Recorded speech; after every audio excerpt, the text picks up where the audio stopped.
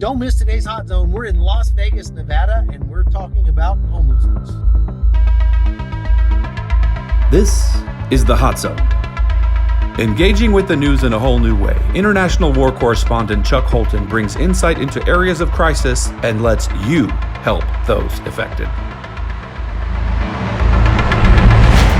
Hey folks, Chuck Holton here. We are driving around Las Vegas, Nevada, and kind of my old stomping grounds, actually. My parents actually were married here, met here, grew up here, and so I spent a lot of time here as a kid. My grandparents used to live here and everything.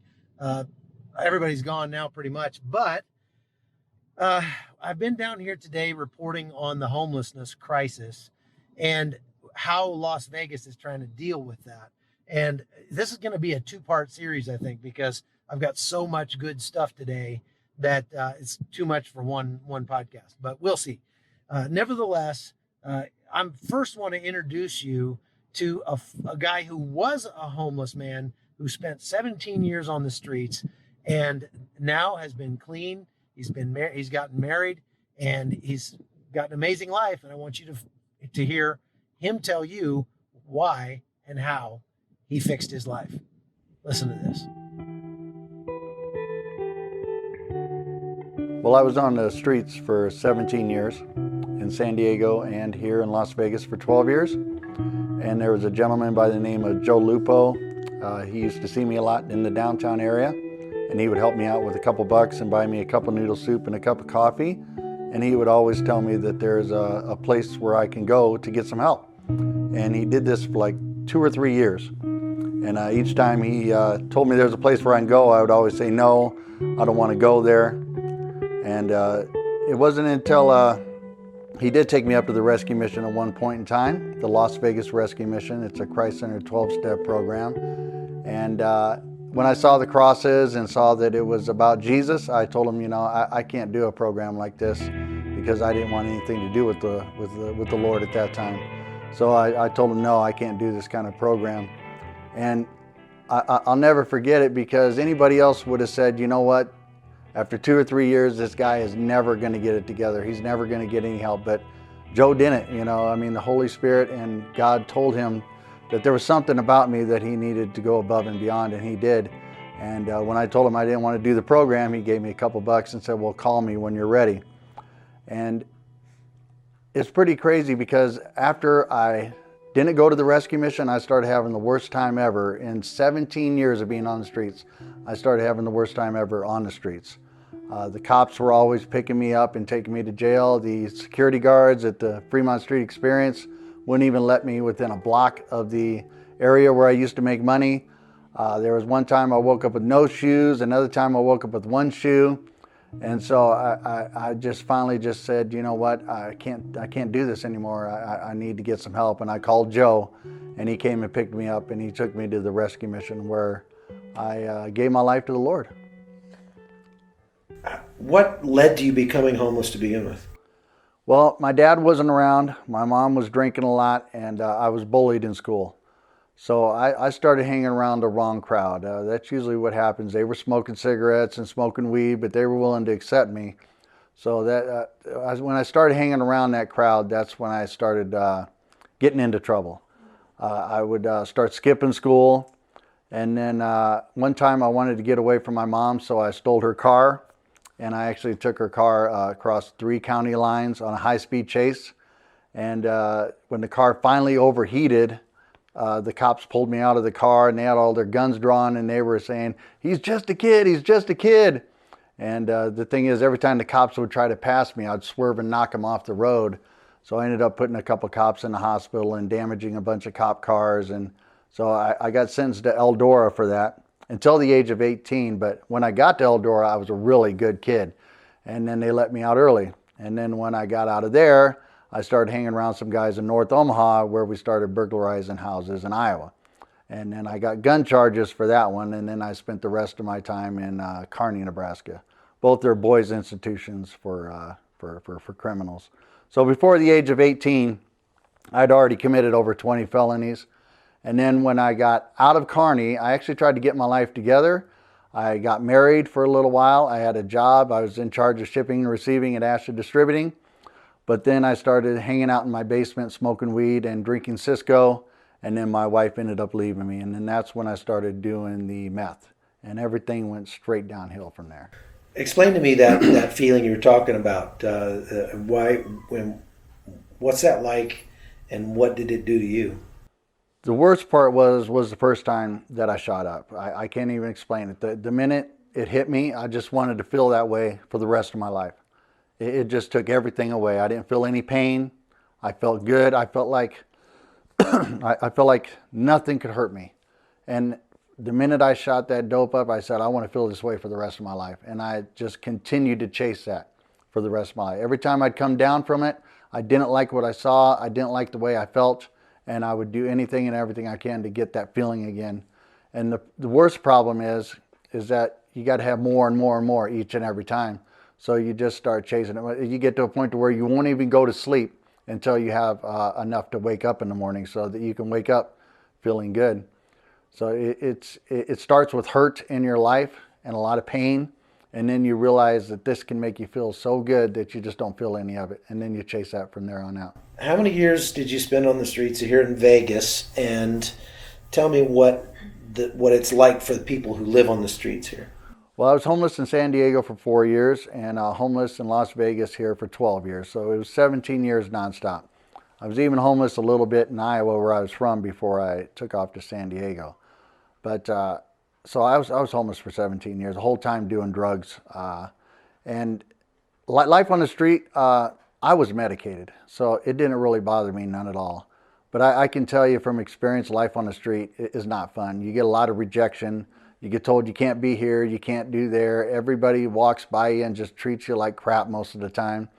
So I was medicated, so it really didn't bother me. But life on the streets can be really rough, especially in the cold months. And the rejection and the feeling like you're not human. And then you're doing drugs, it'll slowly but surely turn into mental illness after a while. As a matter of fact, I was out there, I'd be in dumpsters, I'd be throwing stuff around, yelling at people. And the reason being is because I felt like, well, nobody cares about me. Why should I care about anybody else? You know, and I would just make a mess on purpose just because, you know, and I was in trash cans on the Fremont Street Experience, yelling at people and screaming at people. And whenever they wouldn't give me money, I'd start yelling and screaming at them. I mean, I'm sure a lot of people thought I was mentally ill, and I was. And I think even without drugs and alcohol in the mix, it could really have an impact on your life. And so the chronically homeless, obviously, a lot of people see the big messes everywhere, and that's because they just don't care. They've lost the reason to even care. So, and then it just gets that way. On January 1st, a new city ordinance went into effect here in Las Vegas that makes it a crime to sleep on the streets if there are beds available in shelters around the city. Here's the problem with that. At any given night, there are probably 5,000 people or more sleeping on the streets, and there are only 2,000 beds here in the city. But this is just an attempt to make it more difficult for people to be homeless in Las Vegas and not incentivize being homeless and sleeping on the streets. In the long run, it probably helps people by making it less likely that they're going to have that kind of miserable existence. But here's the bigger problem. What that does is it causes more and more people to move into tunnels like these behind me underground, and some say right now there are already over 1,000 people. There's a small town living underneath the streets of Las Vegas. The homeless population in Vegas and in San Diego, because of the good weather, there's a lot of homeless here. So what the city of Las Vegas decided to do was to make it against the law to sleep on the streets if there's room in the shelters. And I understand what they're trying to do. In my opinion, I just think they went about it the wrong way. To make it against the law just sounds really bad, like you got to go here or you're going to jail. Obviously, that is criminalizing homelessness. They could have went about it a different way. I understand they were trying to get people off the streets and into the courtyard, but there's a way to go about it without saying, you know, you're going to go to jail if you don't. So there is a problem here in Vegas, and everybody was sleeping out in tents, and there was a lot of food going down there. There was one time somebody brought some honey down there, and it ended up in the streets, and there were bees and rats everywhere, all over the streets. So they had to do something to get it cleaned up. And I know the city was asking a lot nonprofits, what can we do to get them off the streets and into the shelters? And the biggest thing was, if you've had a couple beers, or if you have mental issues, or if you're a couple, or if you have an animal, you can't go into the shelters because they don't allow those things there. So at the courtyard, they allow those things into the courtyard now. The trash cans where the residents can lock all their stuff up. And underneath that little area right there is where all the homeless sleep right now. And then sooner or later, all this is going to be probably a shelter for the city of Las Vegas. I think they bought all this land for that. So that you can go in there, regardless of whether you've been drinking or whether you're high or whether you have an animal, you can bring them in there. And they give you a mat and a blanket, and right now it's sleeping underneath the carport. They're supposed to build a regular shelter there by the year 2022. But as of right now, it's just an outdoor area where they camp outside. So tell me about your outreach and how that got started. So 2X Ministries got started. The Lord put it on my heart. He said, I want you to go back out to the same streets you came from and tell people what I've done for you. Because when I gave my life to the Lord, everything changed. I didn't want to do drugs anymore. I didn't want to drink anymore. I quit cussing. I quit smoking. It was a radical life change. And I just wanted other people on the streets to know that if you need help, that there is help out there, and it's through Jesus Christ that can help you. Whether you're on drugs or not, Jesus is the answer. I believe it's always the answer. So he put that on my heart, and then he also told me that he wanted me to do the same thing for other homeless people that Joe did for me. And I kind of had an issue with that because Joe gave me his phone number to call him if I wanted to get some help. And so I said, Lord, you want me to give out my phone number to homeless people so they can call me if they want to get some help? And so that's what we started doing. So what we do is we hit the streets like 3 or 4 times a month. We go to different areas of Las Vegas. We provide care packages. We have seasonal items, blankets. In the summertime, we have sunscreen, electrolytes. We pass out water, care packages, socks. And then, so we provide for them. And then I also tell them, listen, if you want some information on how to get off the streets, whether it's a housing assessment or ID or a birth certificate, or if you need help with drug and alcohol issues, or if you want information on sober living, call me and I will get you that information. And in a lot of cases, I will even go get them, pick them up, and take them to the rescue mission or to the Salvation Army or wherever they need help. So on business cards, I actually hand them a business card with my cell phone number on there so they can call me if they want to get some information on how to get off the streets. Every single month, I think we get about 3 or 4 people off the streets. We've even taken a couple of people into our own home. Every month, the Nevada Homeless Alliance has a pop-up outreach where they provide birth certificates, ID, and housing assessments. So I print those flyers out, and then I give them to the people on the street so they know where to go so they can get some help. But explain that. What is it that people need that those people are providing? Housing assessments, definitely. There is housing available, but you have to call them every month to stay on the list. If you don't call them, then you get taken off the list. But if you're disabled or have a small income, you would qualify for housing. If you have children, definitely. If you're elderly, even if you're just homeless, you can qualify for housing. So that's where the housing assessments come in.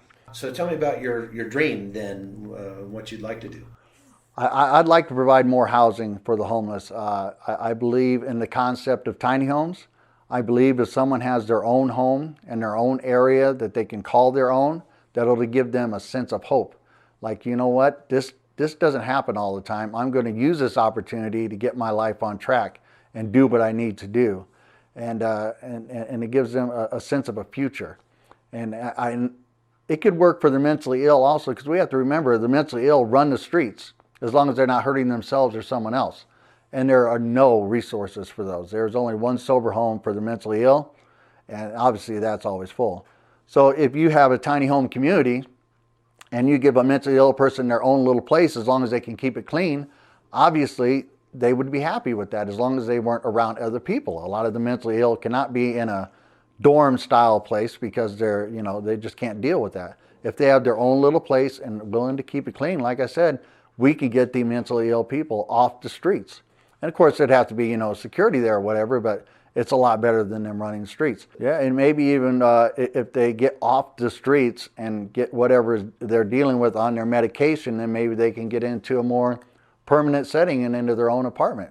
Obviously, if they stay on the streets and deal with the rejection and the moving around, obviously they're just going to get more and more mad at the world, and then the mentally, it really sinks in bad. So, What's the biggest? What are the biggest obstacles to you realizing this?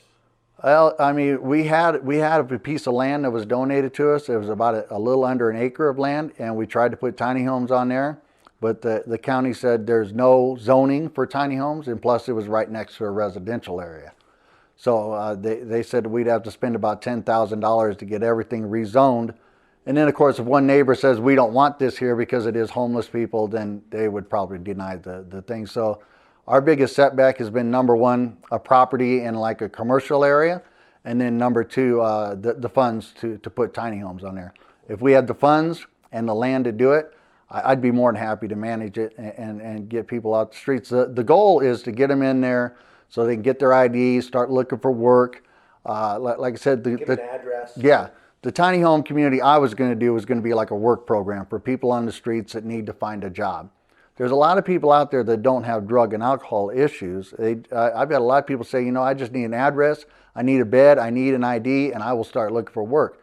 And if they go to the shelter, the problem with the shelter is you got to be there at 3 p.m. to check in, and you got to be up at 5:30 a.m. to leave. So if you get a job like at Taco Bell or something, I mean, you're not going to be able to go to the shelter, and you're going to be living on the streets, getting dirty. And so a lot of people need that opportunity. So that's what our tiny home was going to be. Once they got a job, they'd pay 30% into rent, 30% into savings, which they get back when they move out, and then they keep the rest. The Hot Zone is produced by Amy Holton and Livefire Media. Copyright 2019.